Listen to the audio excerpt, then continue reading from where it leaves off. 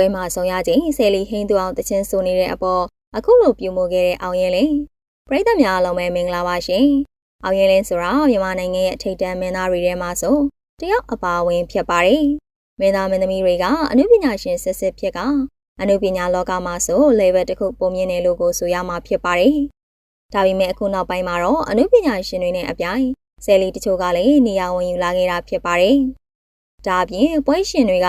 အနုပညာရှင်တွေနဲ့ဆယ်လီတွေကိုယောဂပွဲမှာဖိတ်လာတာမျိုးလည်းရှိလာခဲ့ပါတယ်။ပြီးခဲ့တဲ့ရက်ကမန္တလေးပွဲမှာဆိုရင်လည်းအောင်ရင်လင်းကဟိန်းသူအောင်နဲ့အတူပွဲတစ်ပွဲဖျော်ဖြေခဲ့ရတာဖြစ်ပါတယ်။ဟိန်းသူအောင်နဲ့အောင်ရင်လင်းတို့ကမန္တလေးမြို့ရဲ့နာမည်ကြီးဖြစ်တဲ့ဗေဒာရွှေကြားလက်ဖက်ကနေဖိတ်ထားခဲ့တာဖြစ်ပါတယ်။ဗေဒာရွှေကြားကကထိန်ခင်းတာဖြစ်ပြီးအဆိုပါပွဲမှာဆယ်လီတွေရောမင်းသားတွေပါဖိတ်ထားခဲ့တာဖြစ်ပါတယ်။ဆယ်လီတွေနဲ့အနုပညာရှင်ကြီးတွေကိုအတူဖျော်ဖြေခိုင်းတာလည်းရှိပါတယ်။ဒါပေမဲ့ဆယ်လီတွေအနေနဲ့မင်းသားအောင်ရင်လင်းရဲ့ပရိသတ်ဝန်ရမှုကိုတော့မမီကြပါဘူး။အောင်ရင်လင်းကတချင်းမဆိုတတ်ပြီးမြအဆိုပါပွဲမှာ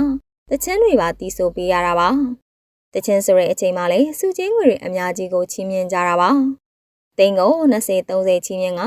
အနီကြီးတွေကအပြန်အဆိုင်ငွေတွေအန်နေကြတာဖြစ်ပါတယ်။အောင်ရင်လင်းအလဲပြီးတဲ့အချိန်မှာဆယ်လီဟိန်းသူအောင်ကလည်းတချင်းဆိုခဲ့ရပါတယ်။သူကစင်မောမှာဆိုနေတာကိုဘေးနားကနေအောင်ရဲလင်းကထိုင်ပြီးနားထောင်နေရတဲ့အခြေအနေဖြစ်ပါတယ်။အောင်ရဲလင်းလိုမင်းသားကြီးအရှိမတချင်းဆိုရတာသူအတွက်တော့ဝင်ပြီးစေပါတယ်။ရှိန်နေရမျိုးလည်းရှိတာမို့စိတ်ထဲမှာတမျိုးကြီးဖြစ်နေကြတာပါ။ဒါပေမဲ့အောင်ရဲလင်းကမထင်မှတ်ထားလောက်အောင်စိတ်သဘောထားပြေဝသူဆိုတာကိုမြင်တွေ့ခဲ့ရပါတယ်။ဟိန်းသူအောင်ကတချင်းဆိုနေချိန်မှာအောင်ရဲလင်းကစိတ်မဝင်စားသလိုအပြုံမျိုးလည်းလုံးဝမလုပ်ပါဘူး။ဟိန်းသူအောင်တချင်းဆိုတာကိုတကယ်စိတ်ဝင်စားတဲ့ပုံစံနဲ့နားထောင်နေကြတာဖြစ်ပါတယ်။တချို့အနုပညာရှင်တွေနဲ့မင်းသားမင်းသမီးတွေကသူတို့ထက်အစင်းနေတဲ့သူတွေနဲ့မရင်းနှီးတဲ့သူတွေတချင်းဆိုနေရင်ဖုံသုံးနေတာမျိုးလောက်တတ်ကြပါတယ်။အလုံးများနေသလိုစိတ်မဝင်စားသလိုလောက်တတ်တာပါ။ဒါပေမဲ့အောင်ရင်လင်းကတော့ဟိန်းသူအောင်တချင်းဆိုတာကိုပြုံကြီးထိုင်ကြီးက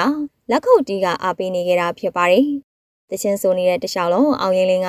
လက်ခုပ်တီးကပရိသတ်တွေနဲ့အတူလိုက်အားပေးတာပါ။အခုလိုအောင်ရင်လင်းကအားပေးတာကိုသိရတဲ့အတွက်ဟိန်းသူအောင်လည်းအတိုင်းမသိအောင်ကိုဝမ်းသာနေတာပါ။အောင်ရဲလင်းလိုအနုပညာရှင်စီကနေအခုလိုအားပေးခံရလိမ့်မယ်လို့မထင်ထားတာကြောင့်ပါ။အောင်ရဲလင်းကမန်မာနာလည်းမရှိပဲပြုံးရွှင်ကကြည်နေတာကဟိန်းသူအောင်လိုတက်သစ္စာအစိုးရအတွက်တော့အားဖြစ်စေရပါတယ်။သူဆိုတာကိုနိုင်ငံကျော်မင်းသားကတော့အားပေးတယ်လို့ဂုဏ်ယူနေရတာပါ။ဒါကြောင့်မို့မင်းသားအောင်ရဲလင်းကလက်ခုပ်တီးအားပေးနေတာချစ်စရာလေးဗျာ။ကိုကြီးအောင်ရဲလင်းနဲ့ဒုတိယအကြိမ်ဆုံးဆိုပြီးဟိန်းသူအောင်ကရေးသားထားတာဖြစ်ပါတယ်။အောင်ရင်လင်းကအဆိုပါပွဲမှာပြုံးကြီးနဲ့ထိုင်နေတာကြောင့်ပွဲလာသူတိုင်းကမချီကျူးပဲကိုမနေနိုင်ပါဘူး။သူကိုယ်တိုင်တချင်းဆိုတဲ့အချိန်လေးအပြုံးမပြတ်သလိုတွေ့သမျှပရိသတ်ကိုလည်းပြုံးပြကလိုက်နှုတ်ဆက်နေတာပါ။ဒါအပြင်ဟိန်းသူအောင်တို့လိုဆယ်လီတွေတောင်ကြောမော့အောင်ဝက်စင်က